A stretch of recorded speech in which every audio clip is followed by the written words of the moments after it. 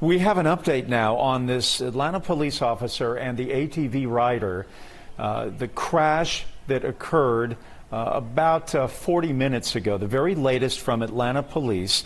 This is preliminary information. I'm just going to read it as I'm looking at it right now. An APD motors officer appears to have been struck by someone riding an ATV in the area of 200 Ted Turner Drive. The officer sustained significant injuries and has been transported to Grady in stable condition. The rider appears to have suffered minor injuries and has been taken into custody and is being transported to the hospital for treatment. The circumstances of this collision have not yet been determined. So that's the very latest we have from Atlanta police. There is the ATV video. One more look at it at his speeding. We caught it very quickly here. Let's see if we can give you one more look. They were trying to flag it down to go slow, but only accelerated through the line of Atlanta police. Wow. That is so fast. Ryan Kruger is in downtown Atlanta at Centennial Olympic Park, and he has more for us. You were a witness to all of this and certainly the aftermath as well, Ryan. Yeah, and the good news is that the officer right now we are hearing is in stable condition. As you were saying, Jeff, he did receive significant injuries, but he is on his way right now to the hospital. I can tell you that whenever we did see, he was on the ground being surrounded. He was not moving at the time, but very quickly he was surrounded by the fellow officers, and they were able to get him into an ambulance. And again, we are being told he is in stable condition at this point in time. They have Atlanta police, as they are now looking at, I mean, this is now a crime scene because of what happened, and so they've actually blocked off even more of Marietta Street here. Let me tell you what I saw. It was not long ago. The protesters have been clear. The protesters essentially left the area a little after 10 o'clock, and so it was maybe at 10:30, 10:40. We have, and we actually now have video from a parking garage above that we're going to show you. You can see that ATV was just absolutely flying. A couple things he did. First, he was going south on Marietta, and there was a big line of Atlanta police, bicycle police officers that were blocking the street. They'd been stationed there pretty much the entire night. He drove by them. He was swerving a little bit, going at an incredibly fast rate of speed, and I saw him kind of wave to them, or just throw his hand up at them, continued to go south on Marietta, turned around, started heading north. Now, he was going, mind you, he was going north in the southbound lane.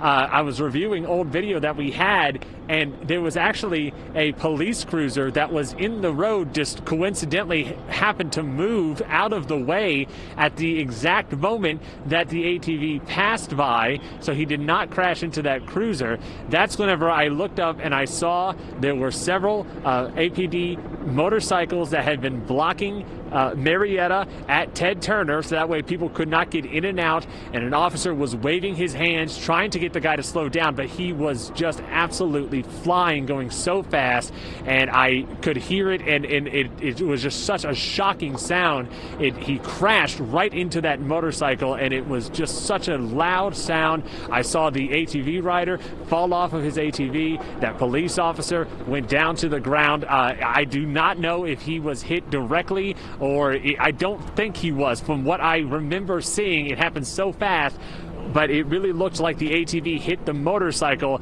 but the officer was right there trying to flag him down whenever it happened, and just seconds later, everyone, all the officers that were here went up there, started surrounding him, put that officer into Grady EMS, took him to Grady, where we again are told he is in stable condition but did suffer significant injuries. It was just an incredible scene. It was really just shocking, and the sound that it made whenever it crashed in there, I don't know if I'll ever forget it. It's kind of ringing in my head right now as I think about it. And good evening, everyone. I'm Jeff Hollinger.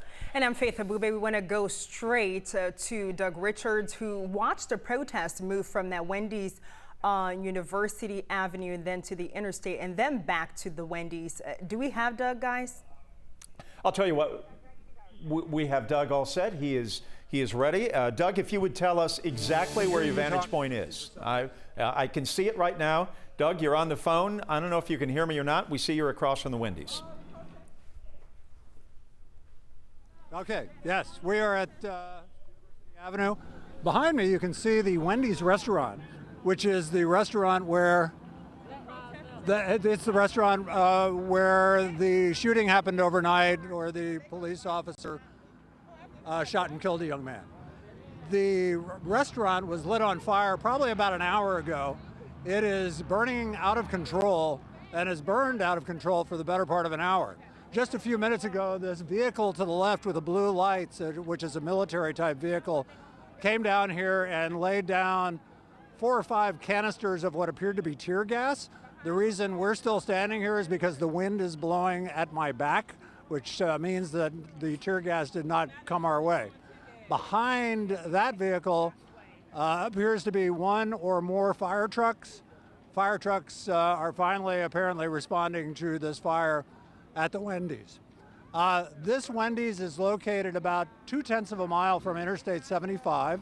Interstate 75/85 is where protesters encroached onto the highway and successfully blocked the interstate for the better part of an hour. Northbound and southbound, they climbed up a berm, climbed over the guardrails, got onto the highway, stopped the traffic, and it took authorities about 30 minutes to respond with riot-clad police, and they eventually arrested about 50 people, it looked like to me. Interestingly, most of the people who were arrested were of the Caucasian persuasion. They had volunteered to go to the front of the lines. They were convinced by organizers of this protest that police would be less harmful to white folks if they were on the highway than they would be to black folks if they were on the highway. And they were arrested for the most part without incident. We saw 1 man carried away, but the rest of them walked away, and at least a couple of women, as they were being led away by police, led a chant of Black Lives Matter as they were taken off to the proverbial pokey. So that's what happened a little while ago. Now we have a Wendy's restaurant that is more or less totally engulfed, not more or less, completely engulfed in flames.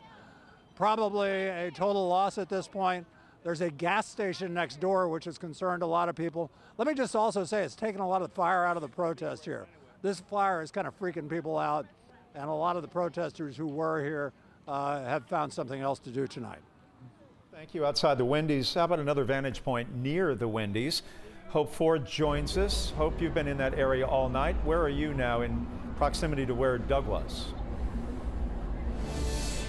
So we are across on the other side where you can see those flames behind me right under the underpass, the bridge right there. So I'm gonna get out of the way so you guys can take a look so you can see the fire. Since we've gotten here, that fire has grown significantly just in the past 30 to 40 minutes. And you can see those 2 gas stations that are not too far away, but the fire has continued to grow. There are a lot of people here who are just kind of watching, just kind of walking by, and you know, they're either in the cars or they're standing out and they're just kind of watching from a distance over here as that fire continues to grow. We were told believe that fire trucks just showed up to that area, and then you can kind of see on top of the overpass there, you can see that there are police who are lining the overpass up there as well, and a few police cars who are also lining under the overpass as well.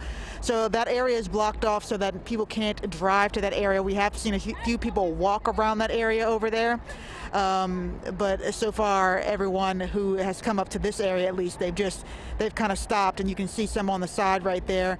They've just kind of stopped to watch that fire that's taking place right now.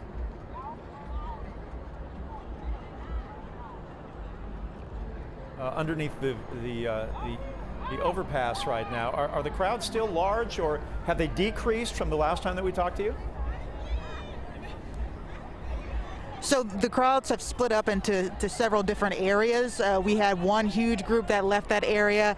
We're not sure where they marched to, but this doesn't seem that the people that are here right now, they didn't seem to be taking part of any of the protests that we saw earlier. They've just kind of showed up, or they've broken off from larger groups and just kind of showed up to this area right here to kind of, again, watch as those flames continue to kind of just grow. And you see just kind of in the distance, all of the smoke and all of the flames that are growing right there. So that's what we're seeing right here. It's not so much that that these are protesters in this area. There's just more people who are coming to watch what was going on. Is there a larger police presence than we saw maybe an hour ago?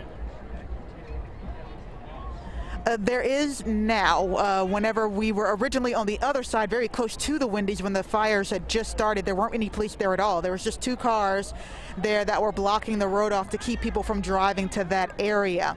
But in the last hour, obviously you see Georgia State Patrol that's down there. In the last hour, we've seen a lot of police show up to this area. I tweeted out a video not too long ago of police cars, several police cars, probably 12 or 14 driving by down to this area, again, to start blocking off some of these roads up here and we do see some ambulances up here as well, kind of on standby. So just in the last hour, while the fire has grown, the police presence has grown in this area as well. Is there any other additional property destruction of structure other than Wendy's? I'm gonna ask one of the photographers out here. Did you see any other damage out there besides the Wendy's? There was inside the Wendy's, no, just the Wendy's. So we had a photographer who was actually at the Chevron up there, closer to the Wendy's. He was up there just a few minutes ago. He got out of there as things continued to escalate. He's saying that he did not see any other property damage outside of the Wendy's. Of course, that was about 15 minutes ago that fire did spread, so we can't say for sure that now, but as of 15 minutes ago, he didn't see anything outside of that Wendy's. Are there any other observations that you have that maybe we haven't touched on? Anything that has caught your eye that might be somewhat unusual that has gotten your attention? You know, it's quite different from the last time that maybe we saw fires in Atlanta after protests and riots began. That was 2 Fridays ago, and that was different. There was a lot of police presence and National Guard who were already out there. This one, it seems that the police were not responding immediately to, to those things that were happening. They were more so just blocking off the area so that no one else could get to them. So that's a huge change from what we've seen that's been going on so far. It's also been the first times that we've been told to, that it's not safe for us to be in an area by people. People were walking by us earlier, and they were warning others, turn around, don't go that way. Of course, this was when we were closer to the Wendy's. They were saying, turn around, don't go that way, it's not safe, you need to get out of there. And then they came up to us, they saw us with our cameras out, and they said, you know what, it's not safe, you need to get out of here. They ran the last, they said they ran the last guys out, so they ran us out, and they were saying, you need to get out of this area, it's not safe for you as well. So that's been a huge shift from what we saw the last time we saw fires in Atlanta after protests compared to now. Yeah, and it seems that fire is dying down from what we can see. When you've had the State Patrol, the Atlanta Police Department, and the Georgia National Guard, they have been pretty much dictating how the evening would play out. That has not been the case tonight. The police presence has been more selective. We certainly have seen it on the freeway, but on University Avenue, we have not seen Atlanta Police tonight, nor have we seen Atlanta Fire. The fire department's trucks have been rolling in when they deemed it was safe about at the top of the hour. But Faith, you make a great point about the difference in what we have seen in terms of the optics of law enforcement. Yeah, and we do hear more. We do see more cars coming up, more Georgia State Patrol. We actually hear them in the distance that are coming up, and we see them more coming and circling, around this area. It looks like the fire, from what we can see, at least, that fire has gone down right now. But It's amazing to look behind and see just the amount of people and the amount of cars that are just kind of just watching this all unfold in front of them. Yeah, Hope, Faith and I have been sitting here watching this and listening to your report, and it has taken on a different lilt as the evening has progressed, and it seems as though every hour looks just a little bit different.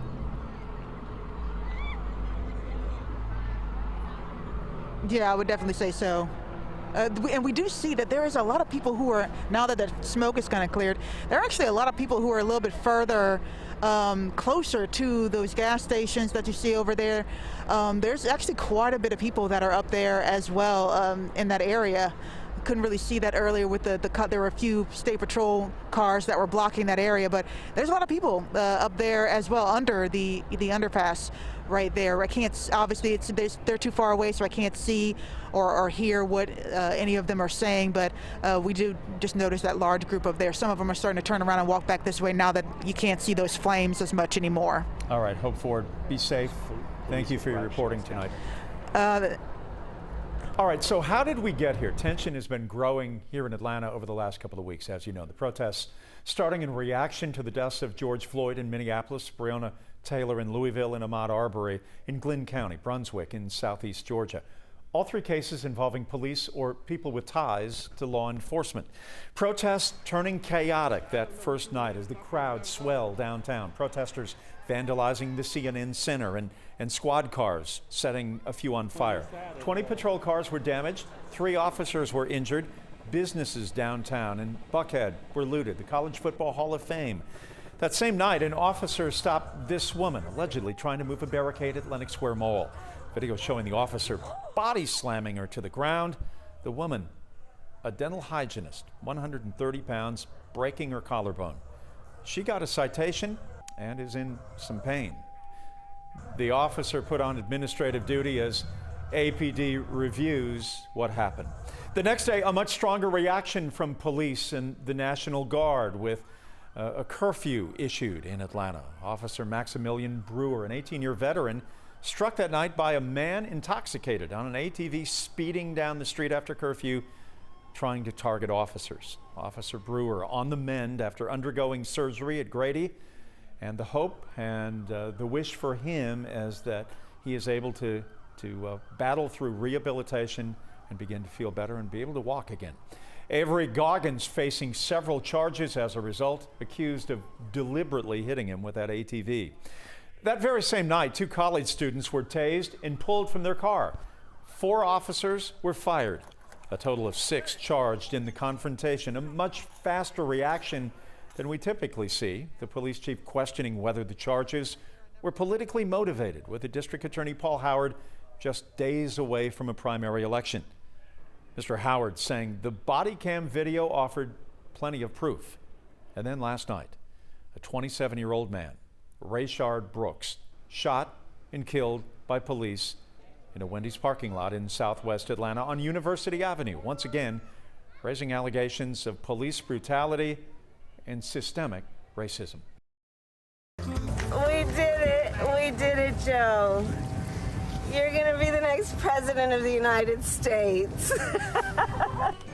After days of waiting, a moment of jubilation, and Dr. Jill Biden posted a photo on Twitter shortly after President-elect Joe Biden's home state of Pennsylvania secured his victory to make him the 46th president of the United States. Biden is expected to speak tonight at 8 p.m. Celebrations in Philadelphia after the votes from that district gave Biden the margin needed to call the state. Supporters around the country gathered in the streets from New York to Washington, D.C. to California and right here in Atlanta. This is what it looked like throughout the day at Freedom Park. And we take you live to Midtown now, where supporters of the president-elect have been waving flags and waving signs all day. The music's been playing in the streets. At times we've heard chants of "No More Trump," along with a lot of cheering and honking. But President Trump tonight still saying the election is, quote, far from over and vowing to take legal action. A group of his supporters rallied outside the Capitol downtown earlier this afternoon. And we have breaking news related to Georgia's vote count. A live look at State Farm Arena, where workers are rescanning votes from Friday. According to the Secretary of State's Facebook page, there was an issue involving their reporting. An on-site monitor and additional investigators were sent there to oversee the process. As many as 5,000 votes may have been impacted. We're looking into this, and we will bring you more later tonight. Thank you for joining us on this historic day. I'm Jeff Hullinger. I'm Cheryl Preheim. For many, today is a day of emotional release after days of anticipation and anxiety as voters on both sides waited for an answer.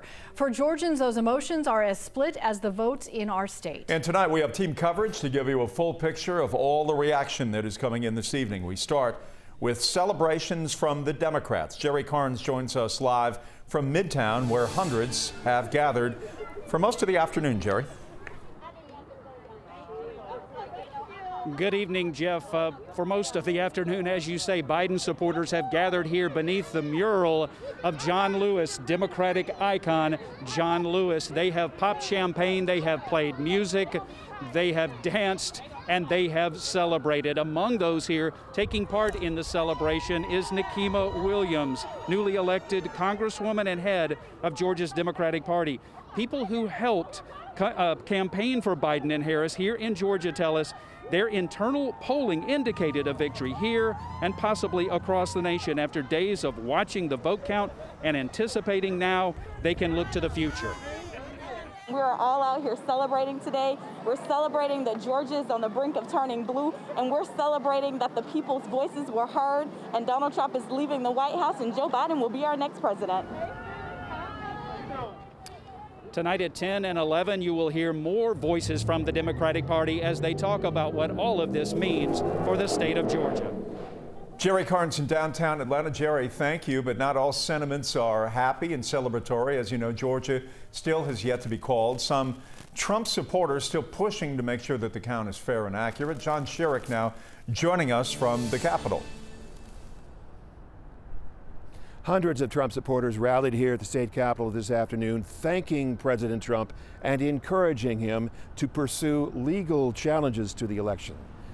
Governor Brian Kemp was not here at the state capitol during the demonstration, but he tweeted that, quote, "The fight is far from over for Republicans, especially with 2 U.S. Senate races in Georgia looming, and the balance of power in the Senate is at stake." Demonstrators at the Capitol vowing to keep fighting for GOP causes and issues.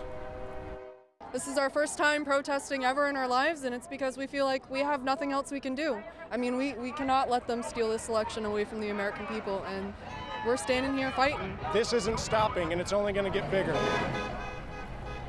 And coming up tonight at 11, we'll hear from the Georgia GOP chairman, David Schaefer, about what his focus is now. It is that U.S. Senate runoff election, 2 U.S. Senate races in Georgia, and David Schaefer is talking about how that could determine, how Georgia voters could determine which party is in control of the U.S. Senate during a Biden administration. Back to you. John, thank you. So the presidential race has been called, but votes are still being counted in Georgia. And Georgia politics are going into another gear. We're about to become the place of the 2 most expensive U.S. Senate races in history, 2 runoffs. And the balance of power in the U.S. Senate could now be left up to Georgia voters in January. Right now, it is an equal number of Republican and Democratic senators with just 4 seats still undecided. 2 of those are Georgia's, our state being the only state this election to have 2 seats up for grabs. Both Georgia Senate races are now heading into runoffs on January 5th. Republican Senator Kelly Loeffler will go up against Democratic challenger, the Reverend Raphael Warnock. The winner will serve the remainder of former Senator Johnny Isakson's term. And Republican Senator David Perdue will try to defend his seat against Democrat Jon Ossoff. Senator Perdue had a slight lead over Ossoff before the Associated Press determined it a runoff very late last night. Rebecca Lindstrom joins us now with more on what we can expect. Rebecca, I just looked it up. It's 59 days before that runoff election. None of the candidates are talking with the media tonight, but you can be sure that their campaigns in this runoff have already started.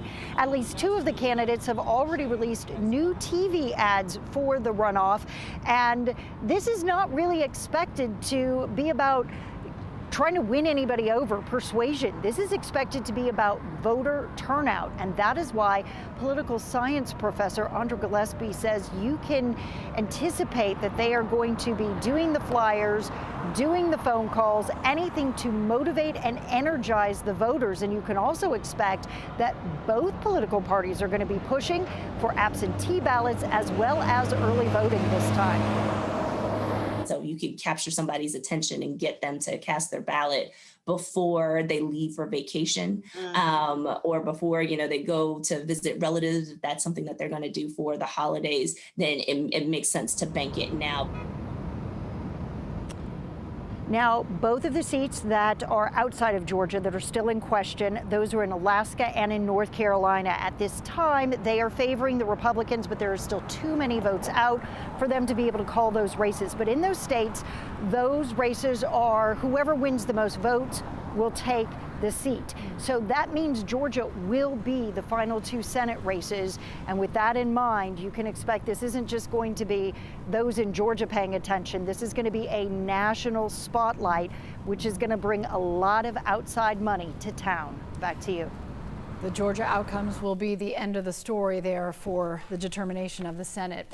The battle over the balance of power will highlight our special coverage tomorrow morning. Decision Georgia, hosted by Jeff Hollinger. You won't want to miss it. It starts at 11 o'clock right after Meet the Press here on 11 Alive. Meanwhile, the vote counting continues in Georgia. Natisha Lance joins us with a look at where the numbers stand tonight. Natisha, all yours. Hey, Jeff. Well, right now, I just want to give you an overview picture of where we are in terms of every county in Georgia. So out of 159 counties in the state, only 37 of them have certified their votes. And this gives you a good picture of it. So the orange counties are the ones that have been certified. The green ones are the ones that have not. So we still have a long ways to go when it comes to that.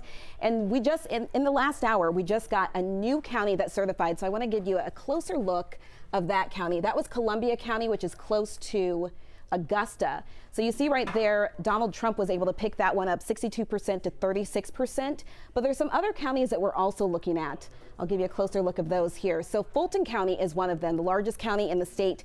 We're looking at this one because overnight, as you guys mentioned earlier, we received about 5,000 votes from there, but some of those may be in question as they rescan those votes. So we're going to keep a close eye on that. Also, Gwinnett County here. Gwinnett County has had some issues all throughout the week, some technical issues. They've been having to rescan and scan again. So we're expecting about 1,500 to come in from right there. So quickly, I will go over to what our spread is right now. So right now, the race is still on a knife's edge, but the spread between the two candidates so far is 7,547. If you can read my scribbles right here.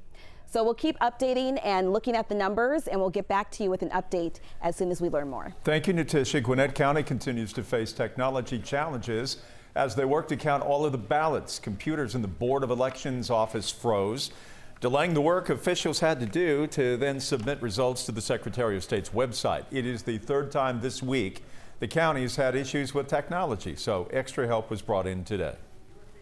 The work that we are doing is not related to results. The results are there, the results have been there, but it is the images and being allowed to adjudicate those images. Now, saying that, the reason we can't share those results and push those results is that I'm being told this has to be completed first. Provisional ballots still need to be reviewed by the Board of Registrations and Elections, a process that has been pushed back past the weekend to Monday. President-elect Biden's supporters have been out all day celebrating the projected victory. Shanu Hur is live in Midtown at one of the rallies right now. Shanu? Yeah, Jeff, all day is a pretty accurate description of what's going on here in Midtown. So we are at the intersection of 10th and Piedmont, and this has pretty much been the crowd all day. It's calmed down a little bit, but as you can see, just like this, waving flags all day, signs, people have been cheering. And this started almost immediately after it broke, the news broke, and it projected Joe Biden as the winner of the 2020 presidential election. Now, people started gathering here in Midtown. They tell me that this win for Joe Biden is a relief for them. One supporter we spoke to explains why she came out today to enjoy the celebrations. For my daughter to be here. She's, like I said, she's 7 years old. She is the future, and all of this is for her, in my opinion. Everything that I do is for my daughter. All right, and like Jeff mentioned, and like I just said, this has been going on all day. It doesn't seem like it's going to be slowing down anytime soon. So for as long as this is going to be going on, myself and my colleague here, Daniel Macaluso, will stay out here and keep track of this and bring you any updates and let you hear from more supporters out here. Jeff? Shanu Hur at the really at the apex there of Piedmont Park. Thank you. And it is no doubt a day of historic proportions, especially for women, more specifically for black women. The story of shattering glass ceilings on many different levels, next. There's something happening here. What it is ain't exactly